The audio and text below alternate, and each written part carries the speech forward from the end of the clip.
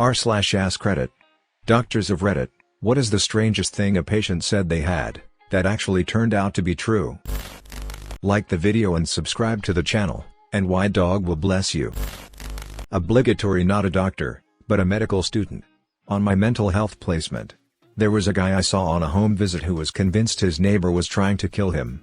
This guy had a history of mental health problems and the doctors were sure he was psychotic, and all of this was in his head. However, a few days later, the doctor went round for another home visit and found his neighbor trying to climb through the window with an axe. The poor man wasn't psychotic at all, his neighbor was actually trying to murder him, and everyone thought he was just mad. My grandfather had schizophrenia and for years told us that someone was poisoning his water. We all ignored him, until one day when one of my uncles tested his water, and it turns out it was actually unsafe to drink.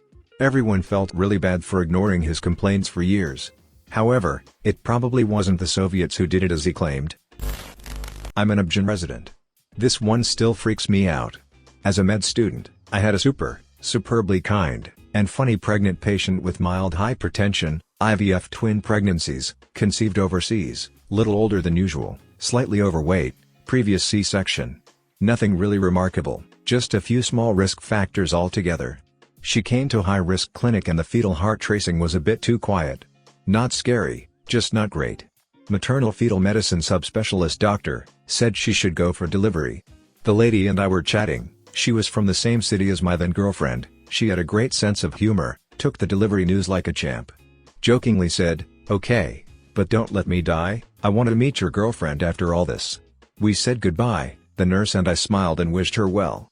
The attending then said, "I don't like this, this is the kind of patient that smiles, looks good, then dies." Nurse and medical student, me, both thought he was crazy. She had a textbook, uncomplicated C-section, moved to recovery, 1 hour later, suddenly lost her pulse with essentially no warning, and died of an amniotic fluid embolism. Amniotic fluid embolism, unpredictable, unpreventable. Occurs in 1 out of every 20,000 to 50,000 births. I can still remember how she looked waving goodbye to us. I've seen a lot of people in a lot of different fields die, but this one still hurts my heart today. Worked on the ambulances for a stint, when I was fresh out of uni. One day I was transferring to another county, with an elderly patient, with such severe dementia he didn't remember his own wife, or even his name. The whole ride there, he was happily chatting away, telling me that he was an ex-international footballer, about his big victories, and how he owned a business with David Beckham, mixed in with other psychedelic nonsense. I just kept asking him questions to keep him occupied and chatting, but in my head I was thinking it was just a funny side effect of his dementia. So we arrive at the new hospital, and his lovely wife is waiting there. Me and my crewmate transferred him to his hospital bed, and his wife shook our hands and thanked us profusely for being so kind with him. She said, "I know he's a bit of a handful, did he say much on the way?" And I said yes, he was telling us about being an international footballer, and that he owned a business with David Beckham. She scoffs and says, "You told these nice people that you were David's business partner? You only met him a couple of times." When I asked how he knew him, she explained that he had indeed been an international football player, and was well known for heading the ball. In fact, the doctors thought that's why he developed the dementia. I was so shocked, I'll never forget him. A patient walked in the clinic with a complaint of fever. I noticed his hands were very yellow.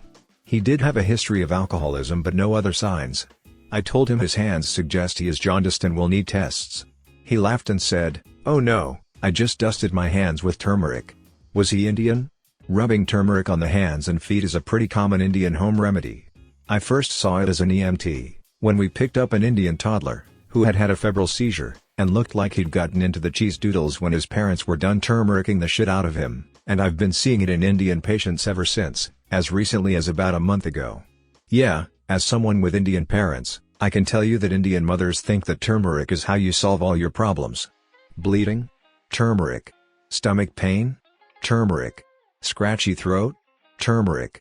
Stuffy nose? Turmeric. Cancer? Turmeric. Coronavirus? You guessed it, turmeric. It's not even a generalization, because I can tell you for a fact that all Indian aunties swear by turmeric. I had a bone replacement surgery, upper third of the tibia, and it was fixed in place to heal with a titanium plaque and screws.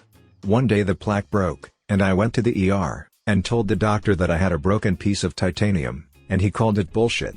His face after seeing the X-ray, with the plaque separated in 2 pieces, was priceless. How the fuck did the plate break? Because of the pressure, some physics thing. Apparently the bone implant is weak and the titanium holds all the pressure from walking, and since bones are slightly elastic and the metal is not, the pressure makes it break. Jokes are on me though, as it has happened 3 times. With all the implications of having to go through surgeries and replacements and blah blah blah. In the last surgery I had removed 6 screws that were also torn apart. Not a doctor. Friend's son, age 2, came home from daycare and said that he had stuck an acorn up his nose. Mum looked, no acorn. Around 2.5, the boy develops chronic throat and sinus infections, and has 8 courses of antibiotics in a year. Age 4, the boy is sent for tonsillectomy. Surgeon comes out of theater and shows Mum a moldy rotten acorn. Turns out he did put an acorn up his nose. They left tonsils in the boy, ridiculously healthy ever since. My son did this with a jelly bean. After a $100 ER visit and a $10 ENT visit, it dissolved on its own. Luckily, jelly beans are made of water-soluble sugar instead of insoluble acorn matter. About a year ago, my son was being examined by his pediatrician. She found a fucking bead in his ear. He couldn't remember putting it in there, so God knows how long it had been jammed up there. Patient here. This is a case where the doctor called bullshit on what I had. Broke my arm once. There was a huge waiting time at the local hospital, so I decided to go to another hospital the next morning. I slept really badly, but managed to have like 3 to 4 hours of sleep. Instead of waiting the whole night awake in a waiting room. When I explained what happened to the doctor, she said it was not broken because if it was, I would never be able to sleep with it. So I got used to the idea that I did not break my arm. I stayed there for the scans, because it was swelled, and wait. The doctor came back with 2 pills of morphine, saying that I had an incredible pain tolerance and that my arm broke at 3 places. She then explained I needed a surgery the same day, and they are making place for it on the agenda. I can still remember her face when explaining to me the procedures of the surgery, knowing she told me earlier it was not possible. Back when I worked in childcare, there was a little boy in my class who was extremely precocious and active. One morning, his mom drops him off and says he was jumping on the bed the night before and injured his leg. She was initially concerned, but an hour later, he was running and playing hockey indoors, so she assumed it wasn't too bad. Told us to call if he complained of pain and headed off. We noticed him occasionally limping throughout the day while he played, but it wasn't slowing him down. We asked him if his leg hurt and he repeatedly told us no. Relayed this to his mom when she picked him up. A few days pass, he's still limping on and off, but otherwise his normal self.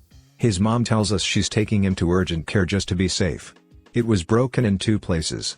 This sweet little boy still ran on it, napped just fine and insisted it didn't hurt. Long story short, his mom felt terrible, and I'll be watching the NHL in a few years because I'm sure this tough kid will end up a pro. My daughter had a fall on the trampoline when she was 3.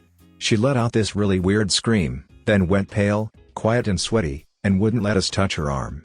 We only live 5 minutes from the hospital, so I put her in the car and drove there. She slept in the car. We get to the hospital and check in, and she's found her second wind. The triage nurse rolled her eyes at me when I asked for an X-ray, but ordered one anyway. At this point, my daughter was literally pirouetting around the waiting room. I was starting to doubt myself.